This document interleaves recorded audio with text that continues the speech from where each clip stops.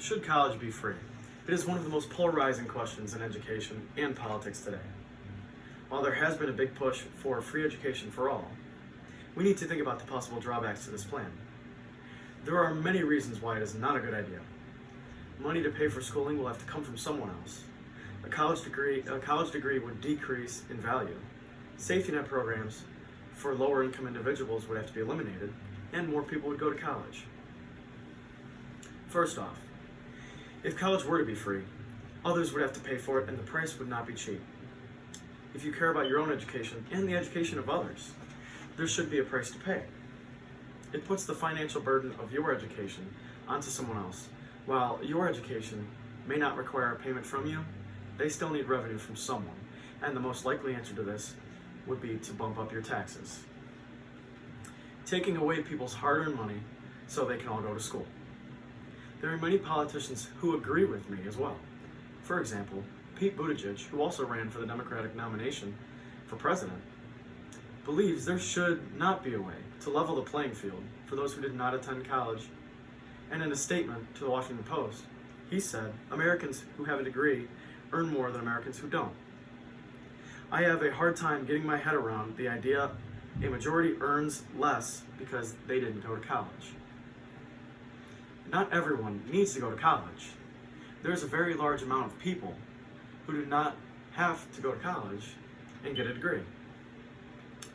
And they have successful careers in trades. So people should not be paying for things they do not get production from. And if taxes pay for college, that is exactly what would happen. Unfortunately, Governor Phil Murphy and Senator Bernie Sanders do not agree with Mayor Buttigieg because, as Richard Vedder's article, The Case Against Free College Tuition, states, others have embraced the concept of free tuition for college. New Jersey Governor Phil Murphy has enthusiastically embraced the idea, first backed by Bernie Sanders, to be financed by New Jersey by raising taxes on residents, with the top rate going from 8.97% to 10.75%, as well as increasing the income tax. Now, this political ad shows free wool coats. Okay? Two sheep here. The two sheep show that something always gets taken from somebody for something that is free. So something cannot truly always be free.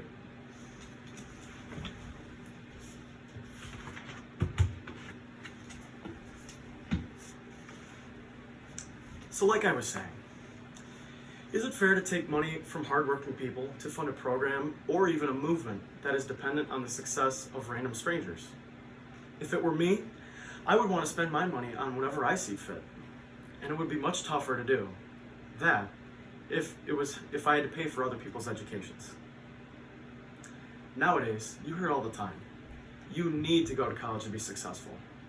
This is based on the notion that to complete college, people are more successful than those who do not. While this is true, what would happen if everyone completed college and there were more people with even more degrees? The point is that a diploma would lose its shine because more people have one, and the standards for a degree would drop. Like in a Penn State study, students who went to school for free, Miguel Sorosa says, we find an overall drop in 2.67 percentage points. That amount to a decrease in the score of new entrants to the teaching majors of 4% of a standard deviation. This highlights how increased enrollment and free classes are not good ideas. Also, sending all of our kids to college would not necessarily mean we are smarter as a nation, but only that the value of the education has been eliminated because everyone has one. To add on to that, many professors would leave schools looking for higher paying jobs, which means that our schools would not have the best possible teachers for our students. Now, obviously most people would like to see everyone succeed in the classroom, and I, like many others, think our education system can always get better and should strive for the best standards in the world. But before we invest money into actual students, Why not invest in the schools and improve the quality of the education each individual gets? Money and education go hand in hand, especially in the political world. Like Jessamine Conrad in What You Should Know About Politics But Don't, she says, the major sticking points in education policy are money and access.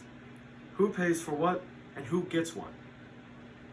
With all that being said, if there are more people enrolled in college, the quality of the education will decrease. More students means more money, and more money means it is more expensive for the government or school, depending on if it is public or private. And teachers in bigger schools would become less and less personal with their students, which is important. The plan for education for all is a nice plan, but it is not a good one. Mostly because it would be placing financial boulders on governments and others. Everyone would have a degree, therefore diminishing its value. Low-income programs that help people could be eliminated, and more people would go to college, again, killing its value. Education is and always will be one of the most important things in our country and the world. We should not take away its shine by making it free. Education is not a human right because many people work harder than others, and people should not be given something if they cannot put in the work for it. Anything worth having in life should not come free. Pete Buttigieg argues against free college. This is why progressives can't agree about subsidizing tuition. By Elizabeth Berman, April 5th, 2019. Unintended Consequences of Free College. Self-selection into the teaching profession.